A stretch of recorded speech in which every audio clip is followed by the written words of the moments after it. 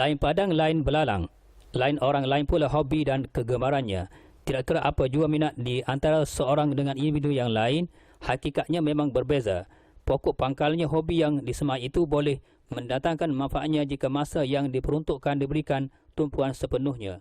Penting sekali, walaupun sekadar hobi, ia boleh memberikan pulangan yang lumayan jika kena dengan kaedah dan caranya.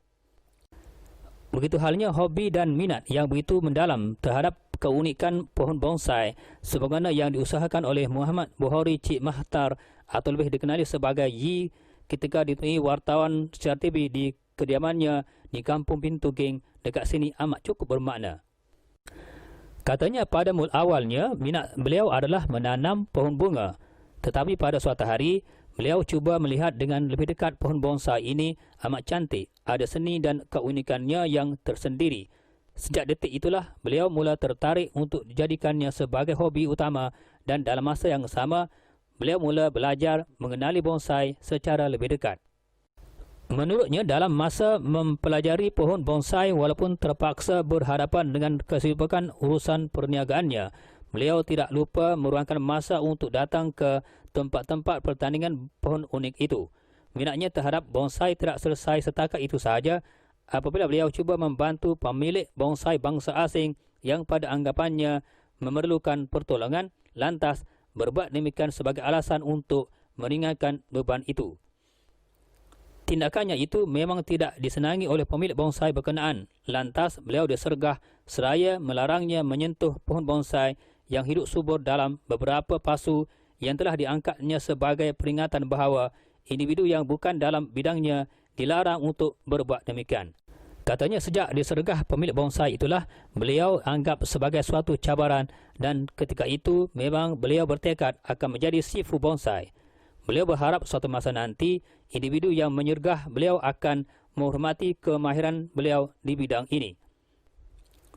Tambahnya, beliau meminati bonsai sejak tahun 1990 lagi, tetapi betul-betul aktif dalam tahun 2000.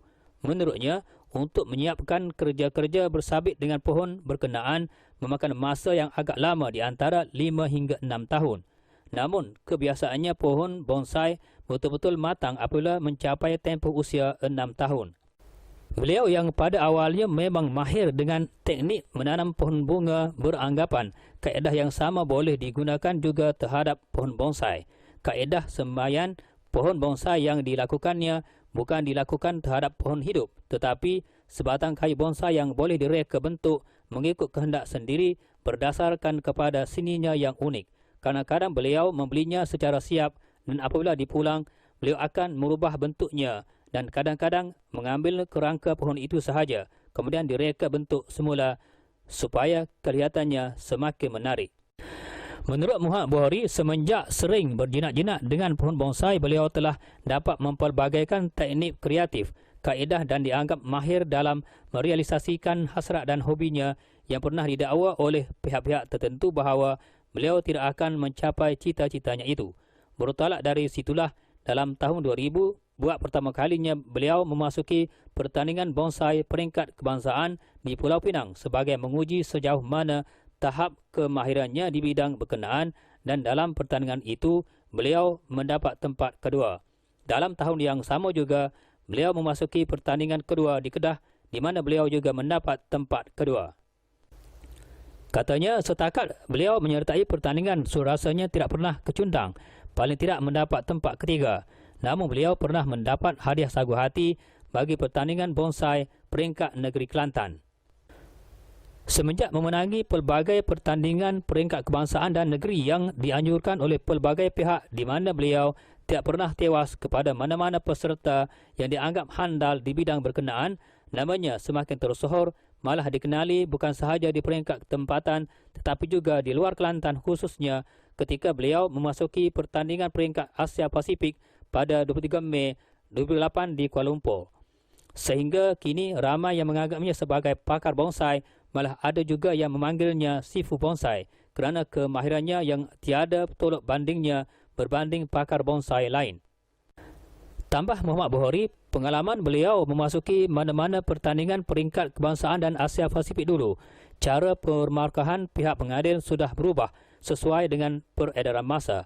Kalau sewaktu ketika dulu, pengadil akan melihat dan membandingkan tentang akar pohon bonsai itu, melihat kepada asas dahan pertama, kedua dan ketiga tadi, lebat atau ranting itu serta kesuburan pohon bonsai itu sendiri. Walau bagaimanapun, jika pohon bonsai tidak mempunyai daun, pemilik bonsai berkenaan boleh memasuki pertandingan dan pengadil tidak akan membatalkan penyertaan dengan alasan musim luruh. Menurutnya, cara pemarkahan adalah berdasarkan kepada kehendak pengadil. Misalnya markah 5 atau 10. Maknanya jika markah itu semakin kurang adalah semakin baik. Contohnya, jika kelima-lima pengadil bersepakat terhadap pohon bonsai yang diadili dengan memberikan markah 4, kebanyakan pengadil lain akan memberikan markah yang perbezaannya tidak terlalu jauh sangat. Katanya, cara pemarkahan sekarang paling ringkas dan tepat sebagai mengambil contoh pengadilan dari Taiwan. Ini kerana semua pengadil telah sedia maklum individu yang memasuki pertandingan berkenaan sudah sempurna dengan segala ilmu kepakaran yang dimiliki. Dalam hal ini, tidak perlu melihat kesempurnaan tiap-tiap dahan, ranting dan sebagainya. Tetapi pengadil akan melihat secara keseluruhan pokok itu. Pengadil akan memilih dan mengadili hanya 5 pokok terbaik untuk memilih 4 kategori pemenang dan salah satu pokok berkenaan akan dianggap gagal. Sementara itu, membicarakan tentang peminat, bonsai pula amat berbeza di antara peminat tempatan dengan luar Kelantan, apatah lagi di antara kaum di negara ini. Walaupun bonsai sepatutnya diminati kaum Cina kerana sejarah bonsai sebenarnya paling dekat dengan kaum berkenaan setelah terjadinya rampasan istana termasuk bonsai ketika berlakunya Perang Jepun, tetapi hakikatnya tidak. Katanya dia meminati bonsai kerana 3 orang guru asal dari Kelantan seperti Haji Latif dari Johor, Haji Halim dari Kuantan, Pahang dan Perak, kesemuanya bangsa Melayu. Hanya terdapat segelintir sahaja yang dikenalnya dari Kuala Lumpur terdiri daripada kalangan bukan Melayu. Manakala di Kelantan sendiri, menurutnya, majoriti kaum Cina meminati bonsai tidak sampai 10 orang jika dibandingkan dengan orang Melayu yang melebihi 100 orang. Senario seumpama ini menurutnya sudah terbalik. Menurutnya, golongan minat bonsai di Kelantan kebanyakannya adalah guru, bukannya golongan korporat atau mewah. Malah peminat bonsai tidak semestinya terdiri daripada orang kaya, tetapi terdapat juga dari golongan miskin. Ini kerana orang kaya boleh melakukannya berdasarkan tahap mereka dan begitulah juga sebaliknya. Muhammad Buhori yang kini menjawat jawatan Timbalan Bendahari Persatuan Seni Bonsai Negeri Kelantan dan Komiti Persatuan Penjing dan Wuxi Malaysia juga tidak menolak bahawa bonsai tidak ada nilai harga khusus apabila diminta menjelaskan tentang nilai harga pasaran bonsai hari ini. Walaupun tidak ada nilai tetapi ia turut bergantung kepada perbandingan di antara satu jenis bonsai dengan bonsai yang lain. Katanya contoh jelas dalam hal ini apabila rakan-rakan kita membeli dengan harga RM3,000. Pokok kita lebih cantik daripada dia, malah dalam spesies yang sama. Tetapi harga pokok kita hanyalah RM2,500 sahaja. Ini menunjukkan bonsai tidak ada nilai. Sebaliknya nilai bonsai melalui perbandingan. Menurutnya lagi, terdapat beberapa nama bonsai yang agak tersohor yang turut digemari golongan mewah. Umpamanya jeliti dipanggil juga sebagai Santallia regfolia atau siume, cucur atap, kayu hitam dan kemuning. Manakala bonsai yang didatangkan dari Indonesia pula dikenali sebagai mustam. Jika dilihat dari segi harga, bonsai jenis jeliti bernilai harga tertinggi sehingga mencapai RM280,000, manakala peringkat yang paling rendah sekitar RM100,000. Namun, dalam peringkat ini hanya diletakkan sebagai pohon hiasan sahaja tetapi tidak layak untuk memasuki pertandingan. Katanya, berdasarkan persepsi beliau di Kelantan, setakat ini boleh dikatakan 70 hingga 80% beliau hanya lebih banyak menguruskan pohon bonsai orang lain daripada bonsainya sendiri yang menganggapnya sebagai pakar bonsai sama ada dari segi semaian, seni ukir dan reka bentuk. Beliau sanggup membantu pelanggan-pelanggan dan peminat-peminat bonsai yang memerlukan kepakaran dan pengalamannya. Tambah Muhammad Buhori, soal pohon mati memang suatu kelaziman akibat daripada kecuaian dan tahap pengetahuan tentang bonsai rendah. Ini menurutnya, bonsai tidak akan mati tanpa bersebab. Katanya, pohon bonsai sebagaimana pohon-pohon lain juga tidak akan mati tanpa bersebab. Kebanyakannya kerana karenah manusia seperti kesilapan menggunakan baja baru khususnya kepada bonsai yang kita sayang. Sebab lain berpunca daripada penyakit yang dibawa serangga dan binatang dalam tanah ke dalam batang semasa menukar tanah. Kita memotong dahan malah jika kita buat rawatan hanya akar sahaja tetapi tidak patut sentuh di bahagian atas pohon itu. Maknanya, jika melakukan rawatan secara keseluruhan tentunya menimbulkan masalah kepada pohon bonsai itu. Menyentuh tentang rawatan terutamanya apabila berlakunya musim hujan. Bonsai bagi setengah pokok, rawatan tidak patut dilakukan dalam keadaan musim demikian. Ini kerana apabila ranting dibuang pada musim hujan, tunas baru tidak akan tumbuh seperti bulan-bulan November dan Disember. Katanya, kita mula lakukan reka bentuk dan rawatan apabila tibanya musim luruh dari bulan Januari hingga Julai. Manakala pada bulan Mei pula, bonsai memang tidak berbunga. Tetapi bagi pohon bonsai jeliti, bila kita buang daun perlu jarak masa di antara 33 hingga 35 hari akan keluarlah bunga.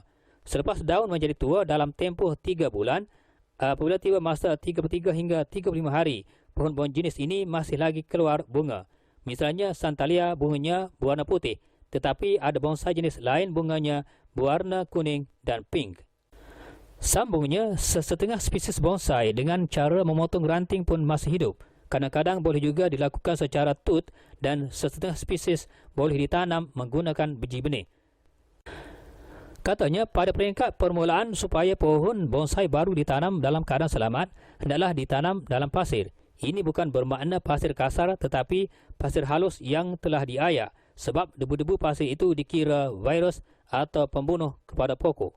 Debu pasir itu perlu dicuci untuk mengambil pasirnya sahaja, manakala air bertakung juga amat bahaya kepada pokok bonsai muda yang merupakan penyebab kepada bonsai mati.